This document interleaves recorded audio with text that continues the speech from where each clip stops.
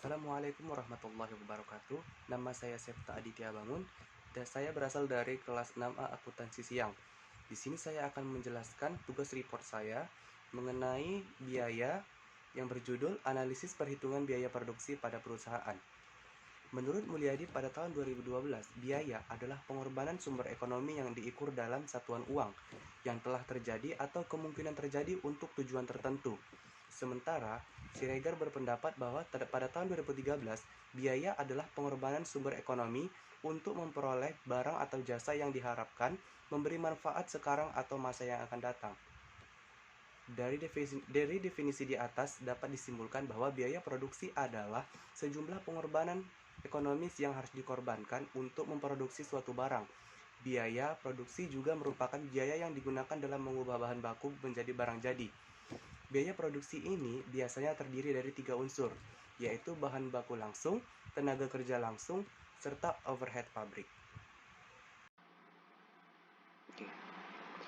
Untuk menentukan perhitungan biaya produksi, saya akan mengambil contoh melalui perusahaan PT Manado Nusantara Informasi atau Kuransindo. Analisis ini menggunakan penelitian deskriptif. Dalam penelitian ini, yang menggunakan analisis variabel costing terdapat biaya-biaya yang akan diteliti, yaitu biaya bahan baku, biaya tenaga kerja langsung, dan biaya overhead pabrik variabel. Yang pertama yaitu biaya bahan baku. Terdapat beberapa yang telah tertulis pada tabel, sehingga biaya bahan baku mendapatkan total senilai Rp95.063.430. Kemudian ada biaya tenaga kerja langsung.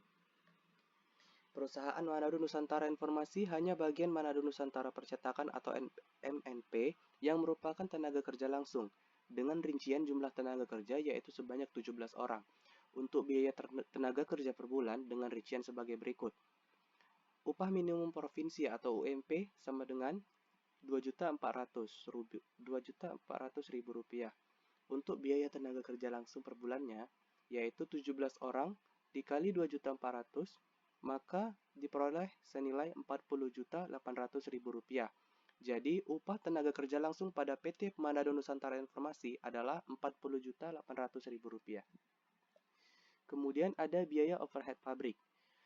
Pada tabel dapat total yaitu senilai Rp398.159.809. Kemudian masuk ke perhitungan variable costing. Pada tabel tertulis senilai total harga pokok produk yaitu Rp315.173.239. Kemudian, pada perhitungan biaya produksi menggunakan metode Activity Based Costing. Yang pertama yaitu Unit Level Activity. Kemudian ada Batch Level Activity dengan jumlah biaya Rp198.900.000. Sistem Activity Based Costing mampu menghasilkan perhitungan biaya yang lebih akurat dibandingkan dengan sistem Variable Costing. Perhitungan harga pokok produksi menggunakan Activity Based Costing dapat memperlakukan biaya dengan tepat, sehingga menghasilkan perhitungan harga pokok produk yang tepat pula. Dengan perhitungan harga pokok produksi yang tepat dan penerapan markup yang tepat, perusahaan dapat menetapkan harga pokok produk yang tepat. Dengan menggunakan pendekatan metode variable costing akan membantu perusahaan sebagai alat perencanaan dan pengambilan keputusan-keputusan jangka pendek yang tidak diharuskan pertimbangan tentang biaya-biaya non-produksi. Dapat disimpulkan bahwa berdasarkan perhitungan biaya produksi dengan menggunakan metode Activity Based Costing dengan metode Variable Costing yang telah dibuat, metode Activity Based Costing didapat hasil senilai Rp534.023.239. Sedangkan perhitungan biaya produksi menggunakan Variable Costing didapat hasil yang lebih kecil yaitu senilai Rp315.173.239. Kemudian, terdapat perbedaan utama antara perhitungan Activity Based Costing dengan perhitungan Variable Costing, yaitu terletak pada perlakuan biaya overhead pabrik.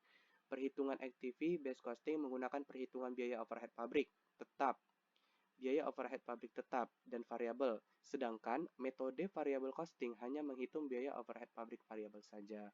Demikianlah yang mungkin dapat saya sampaikan mengenai tugas saya. Apabila ada salah kata, saya mohon maaf.